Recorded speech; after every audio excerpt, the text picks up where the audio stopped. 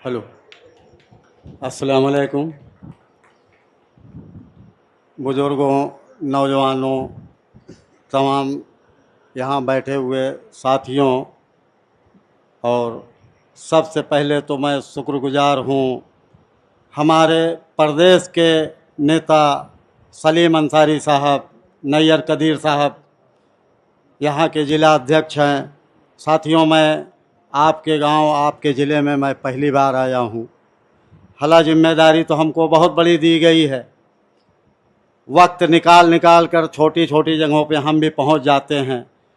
साथियों, मैं आज आप लोगों से ये कहने के लिए आया हूँ कि नेता जो होता है वो आपका नौकर होता है। तो नौकर आप अपने बीच में ऐसा चुनिए कि जो आपकी सुने। मैं शुक्रगुजार हूँ बैरिस्टर साहब असदुद्दीन साहब को कि हैदराबाद से चलकर आए, यहाँ हम लोगों को ये संदेश दिया कि अभी हम जिंदा हैं। मुसलमानों, आप मत घबराओ।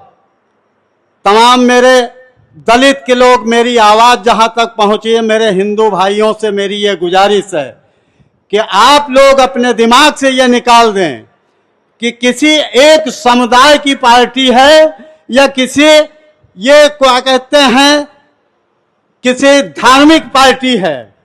ये पार्टी वो पार्टी है कि अगर आप लोग से मैं ये वादा करता हूं कि 10 से 12 सीट अगर उत्तर प्रदेश में दे देते हैं तो ये पार्टी ईमान वालों की है, हाजियों की है, नमाजियों की है, और ये आपके साथ इंसाफ करेंगे। और इंसाफ आपने देखा है, पहले भी हमारे लोगों ने हुकूमत किया तो कैसे इंसाफ किया। सरकार आज जो हमारे बीच में चल रही है वो, उसके पास 2 चश्मे हैं। एक चश्मे से अपने लोगों को देखती है, जहां हमारी बात आती है तो वो कहती कि भैया ये तो हमारे देश के नागरिक नहीं है, तो सरासर गद्दार हैं। तो आज हमें गद्दारी की बात बताने वाले जो 70 सालों में अपने जो है कार्यालय पे झंडा न फहराया हो, वो हमको कहते हैं कि गद्दार। साथियों, मैं बड़े जिम्मेदारी के साथ आप लोगों के बीच में कह रहा हूं, मैं किसी से डरता उड़ता नहीं।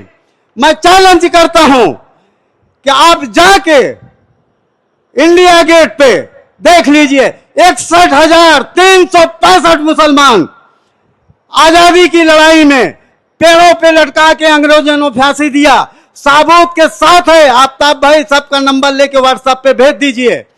आज मजबूर मैं हूं अपने कौम से मजबूर मैं इसलिए हूं साथियों कि हमने अपने बच्चों को इतिहास नहीं पढ़ाया, हमने अपने बच्चों को पढ़ाया नहीं।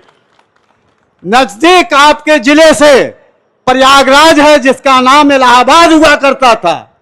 आप लोगों से मैं पूछना चाहता हूं, एक सवाल छोटा सा करके आपसे मैं विदा हो जाऊंगा। आप बताइए कितने लोग मौलवी लियाकत अली को जानते हैं? हाथ उठा के बताइए जो लोग जानते हो। बहुत खूब चचा, बड़ी खुशी हुई कि कम से कम आप जानते हैं।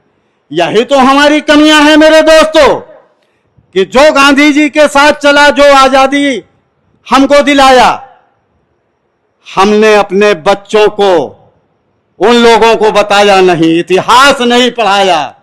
धीरे धीरे मेरे साथ हुआ क्या, ये सामंतवादी लोग हमको देश का गद्दार बताना शुरू कर दिए।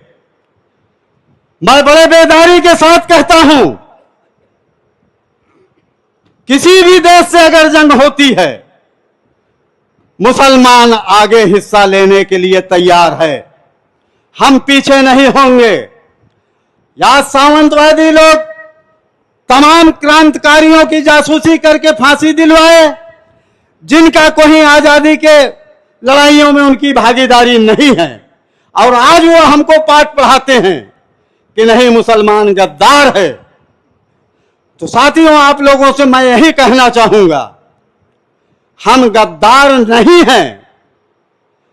आज हमारे बीच में ऑल इंडिया मजलिस इत्तेहादुल मुस्लिमीन सब समाज को लेकर चलने वाली पार्टी है। किसी के साथ हम इंसाफ करेंगे अगर तो बराबरी का करेंगे। हमारे पास एक चश्मा होगा, माननीय योगी आदित्यनाथ के तरीके दो चश्मे मेरे नहीं होंगे। इंसाफ होगा, जो मुसलमान के साथ होगा वो मेरे हिंदू भाई के भी साथ होगा। हक मिलेगा तो जितना मुसलमान को मिलेगा उतना हिंदू भाई को मिलेगा।